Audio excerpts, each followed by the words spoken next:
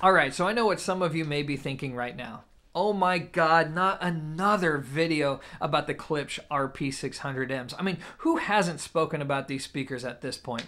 And if you feel that way, I totally get where you're coming from because, let's face it, I feel like this product and other products like the Picard Audio S400 have reached the saturation point, at least on platforms like YouTube. But I nonetheless want to move forward with this video because it's a very important part of my After the Hype series. My original review of these speakers is nearly at 100,000 views, and I think it's important to revisit the product and to talk about what it's like to actually live with it, because when you do that, you have the opportunity to look at your original assessment and to say, hey, I either agree with that assessment, or maybe there's something I wish I would have said or would not have said, and this is the chance to cover that information. So, first and foremost, let me start off by saying, do not underestimate the influence of our Hawaiian shirted friend. I'm talking about the audiophiliac, my friend Steve Guttenberg. Let's face it, guys. His enthusiastic review of these speakers created this hype train that hasn't even slowed down yet. I mean, it's pretty incredible, really. But when you really get down to it, I'm happy because these speakers are really good, and I think they've definitely had a positive impact in a lot of people's lives, at least when it comes to just sitting down and enjoying the music that you enjoy.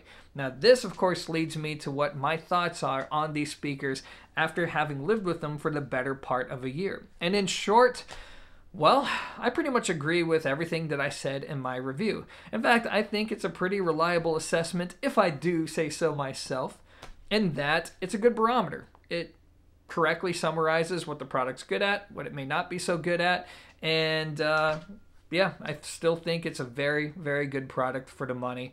And in fact, I would say that my opinion is even more solidified after having lived with it. And that leads me to the final phase of this video. And what I'm going to do is I just want to take you on this journey. I'm going to do a Thomas and Stereo thing by giving you a review with a non-review of the product. And I think there's a lot of value in that because I can explain why I feel the way that I feel. And it all begins with a different Klipsch product, their little, what is it, the R51M? I'm sorry, guys. I have a really bad memory when it comes to model names and numbers. But it's their least expensive little bookshelf speaker. I brought that in for review. And honestly, guys, I thought I was going to hate it. I've experienced a lot of older affordable Klipsch products, and it had that classic shouty horn sound, disconnect between the horn and the driver. It just wasn't my type of sound. So when I got them in, I was thinking, okay, I might have to send these back without a review. But then when I unboxed them, I hooked them up, I was surprised. Here I was greeted with this warm sound, great integration between the horn and the woofer, and here's the biggest thing that I wasn't prepared for. A horn that didn't sound like a horn. In fact, with the speakers pointed directly out into the room with the grills on, hand over heart, guys, I know I would fail a blind test between those speakers and other speakers if it were a case of, hey, pick out the horn. I couldn't do it. I know I couldn't do it. And that just really took me by surprise.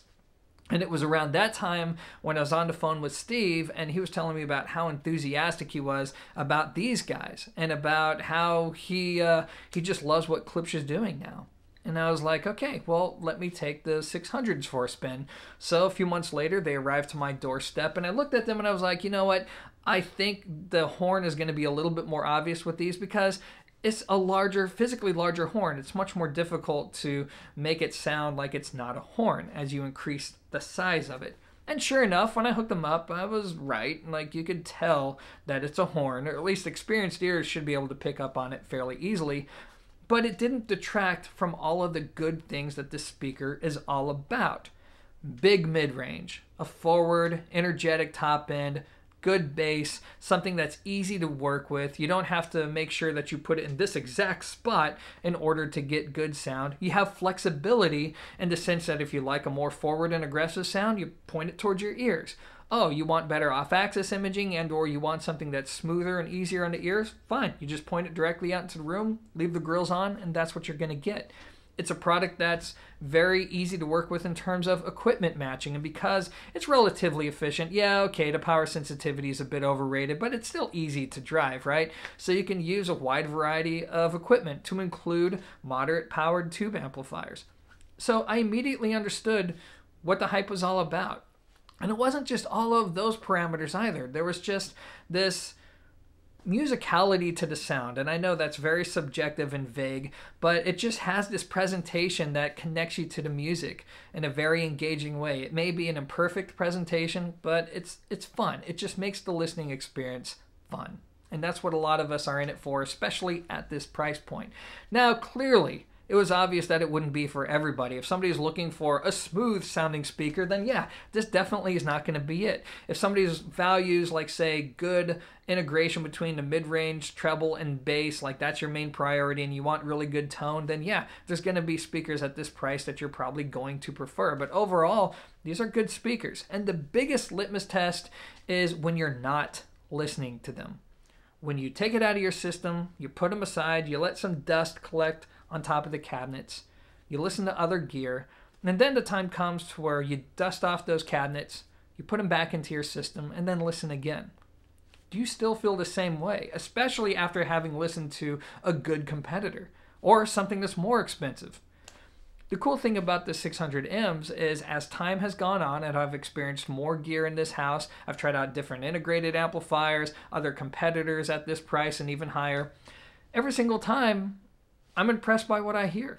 I don't think they're giant killers. I don't think they're the best, but I think they're really good and they're really fun. And every time I hook them up, I was reminded by why I really liked them to begin with and why so many other reviewers seem to get pretty hyped up over them. So, yeah, the Klipsch RP600Ms, they're imperfect. In a lot of ways, they're imperfect, but they're still fun to listen to, and I think they represent a good value. In fact, I still remember having their RB3s and some of their other products from many years ago. We're talking like 15 years ago, which I guess I just dated myself there, but nonetheless, they didn't sound nearly as good as these, and these are less than half the price all those years later. So that's pretty impressive to me. Anyways, guys, the Klipsch RP600Ms, I still like them. Still like them. So anyways, I hear my phone ringing, which means it's a good time to end this video. Anyways, I always lose it at the end here. This is of no exception. Guys, if you enjoyed this video, then let me know in the comments down below, especially if you want to see more videos like this. Until then, thanks for watching, and until next time, peace.